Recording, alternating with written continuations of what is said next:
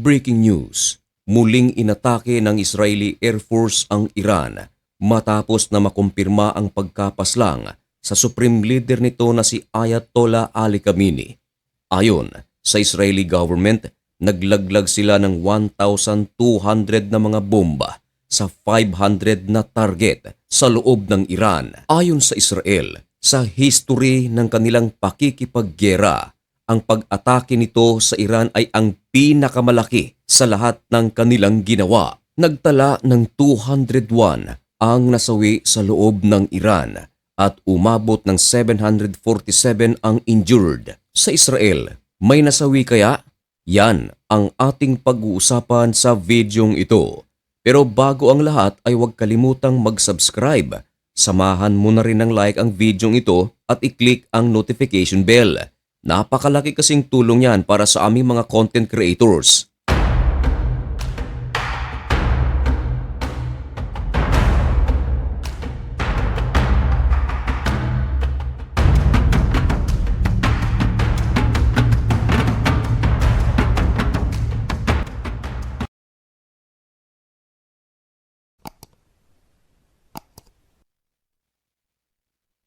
Maligayang pagbabalik mga kaibigan. Kumusta kayong lahat? Ngayon ay March 2, 2026. By the way mga kaibigan, kumustahin muna natin ang ating mga kababayan o mga OFWs na nasa Israel. Kumusta po kayo riyan? Kung meron mang mga Pilipino na nanonood sa Iraq, kumusta po kayo?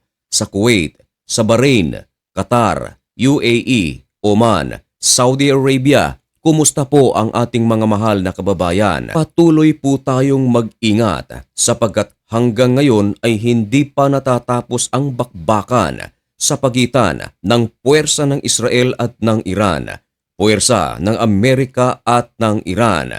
Patuloy pa rin ang suklian ng mga bomba ng magkabilang panig. Ayon sa ulat ng The Times of Israel, ang Israeli Air Force ay muling umatake sa kalagitnaan ng capital city ng Iran na Tehran. Talagang hindi tinantanan. Hindi natin maikakaila na ang kalaban ngayon ng Israel, ito nga yung Iran, hindi rin ito pipitsuging bansa. Lumalaban ito, may puwersa. Kaya lang mga kaibigan, ipinapakita ng Israeli Air Force at United States Air Force ang superiority in the sky. Hindi sa kumakampi tayo sa ibang mga bansa, pero alam natin ang katotohanan na medyo talagang dihado rito ang Iran. At bilang patunay dyan, napakaraming IRGC commanders ang nasawi. Ayon sa ulat, umabot ito ng 40 commanders, kasama pang nasawi ang kanilang supreme leader. Ito nga mga kaibigan ay si Ayatollah Ali Khamenei. Dahil kung ating titingnan ang anggulo mga kaibigan kung bakit naging dihado ang Iran, pakinggan nyo ito mga kaibigan. Kapag umatake ang Iran sa mga base militar nito, halimbawa mga kaibigan sa Saudi Arabia, sa Bahrain, UAE, sinasalubong ito ng mga interceptors ng naturang bansa. At kapag umatake naman ang Iran sa Israel, hindi rin natin maikakaila na merong interceptor ang Jordan. Tumutulong ito na ma-intercept upang hindi makarating sa Israel.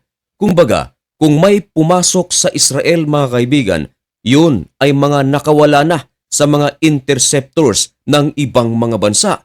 Pero sinasalubong naman ito ng mga interceptors ng Israel gaya ng Arrow 1, David Sling, at yung pinakasikat na Iron Dome Air Defense System. Pero mga kaibigan, hindi rin maikakaila na meron ding mga pumapasok sa Israel. May damage din ang Israel.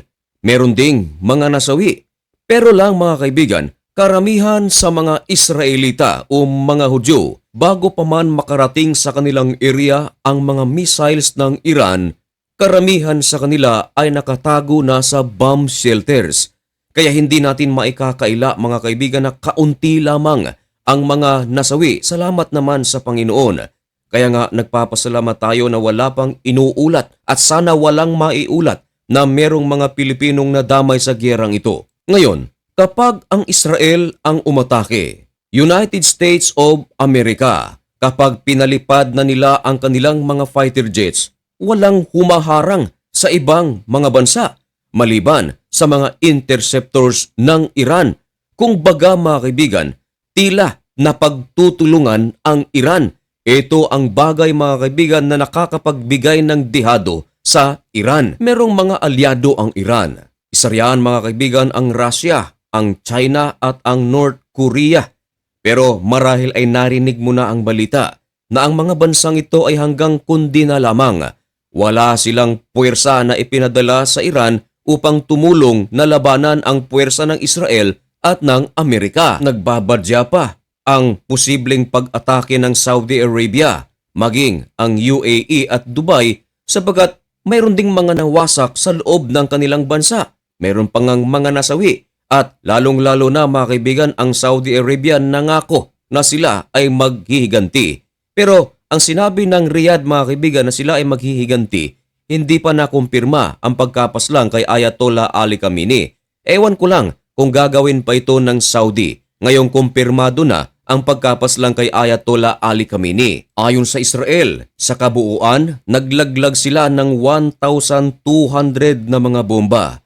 Nagpalipad ito ng 200 aircraft at ang kanilang mga tinarget mga kaibigan ay 500 Iranian targets. Uulitin ko mga kaibigan, 500. At take note, ang pag-ataking ito mga kaibigan ay ginawa sa loob mismo ng bansang Iran. Nagawa na rin ito ng Israel noong nakaraang taon. Umatake ang mga fighter jets ng Israel sa loob mismo ng aerial territory ng Iran. Ganon din ang puwersa ng Amerika. Subalit, kapag ang Iran mga kaibigan ay umaatake sa Israel, ito ay nagbubuhat talaga sa bansang Iran. Kaya lang mga kaibigan, ang marami dito ay hindi na nakakapasok dahil nga ini-intercept. Pero mga kaibigan, again, hindi natin maikakaila na malaki rin ang damage sa Israel noong nakaraang taon. At ngayong kasalukuyang gera, meron ding mga na-damage.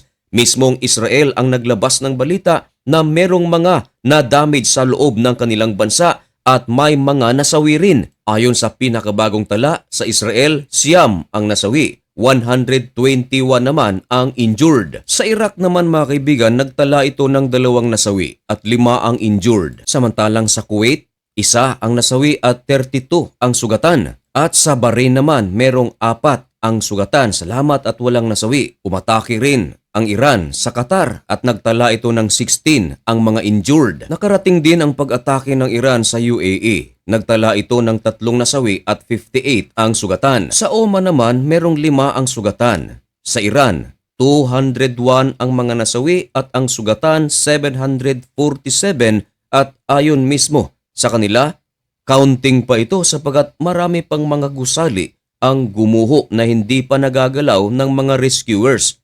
Kasama sa 201 ang 40 commanders ng IRGC at maging ang supreme leader nila na si Ayatollah Ali Khamenei. Sa United States of American service members, 3 ang nasawi, 5 ang sugatan.